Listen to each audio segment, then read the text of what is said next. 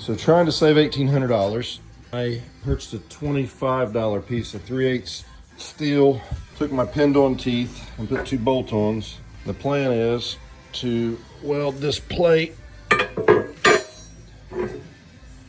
onto the 2 outer teeth, in essence making a cheap grading bucket. We're not looking for super precision, but I think it'll work. A lot of people are going to knock me for the holes through here, but being able to grade and get it out, I think, is the biggest thing.